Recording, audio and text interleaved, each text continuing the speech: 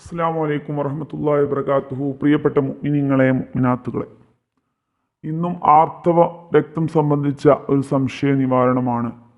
ആർത്തവ രക്തം നിലച്ചിട്ടുണ്ട്, കുളിക്കുന്നതിനു മുമ്പ് ഭർത്താവുമായി ബന്ധപ്പെടുന്നതിന് കുഴപ്പമുണ്ടോ എന്നുള്ള ഒരു ചോദ്യമാണ്.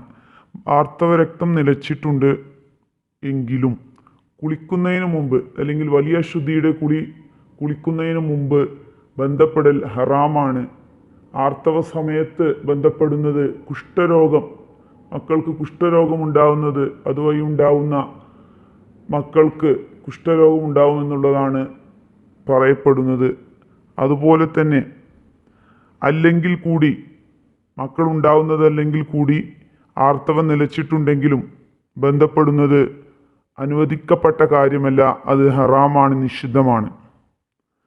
അതുപോലെ തന്നെ ആർത്തവം നിലച്ച് കുളിക്കുന്നതിന് മുമ്പ് അനുവദനീയമായ രണ്ട് കാര്യങ്ങൾ വിവാഹമോചനവും നോമ്പുമാണ്. നോമ്പ് പിടിക്കൽ ആർത്തവ സമയത്ത് നിസ്കാരം പോലെ തന്നെ ഹറാമാണ്. എങ്കിലും ആർത്തവം നിലച്ചിട്ടുണ്ട്, ഇനി കുളിക്കാൻ, ഇപ്പോൾ ഇന്ന് നമ്മൾ പുലർച്ചെ ആർത്തവം നിലച്ചിട്ടുണ്ട്, നമുക്ക് നിയ്യത്ത് വെക്കാം, നോമ്പ് അനുഷ്ഠിക്കാം, പിറ്റേ ദിവസം നമുക്ക് കുളിച്ചാൽ മതി. അതുപോലെ തന്നെ വിവാഹമോചനവും, ആർത്തവ സമയത്ത് വിവാഹമോചനം അനുവദനീയമല്ല. എങ്കിലും ആർത്തവം നിലച്ച് കുളിക്കുന്നതിന് മുമ്പ് വിവാഹമോചനവും അനുവദനീയമാണ്. നിക്കാഹ് ആർത്തവ സമയത്തും അനുവദനീയമായ കാര്യമാണ്. അതുപോലെ തന്നെ ആർത്തവ സമയത്ത് ഭർത്താവിൻ്റെ കൂടെ കിടക്കുന്നതിൽ ഒരു കുഴപ്പവുമില്ല, അത് അനുവദിക്കപ്പെട്ട കാര്യമാണ്.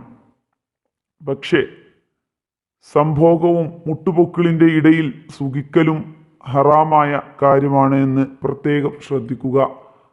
അസ്സലാമു അലൈക്കും വറഹ്മത്തുള്ളാഹി വബറകാതുഹു.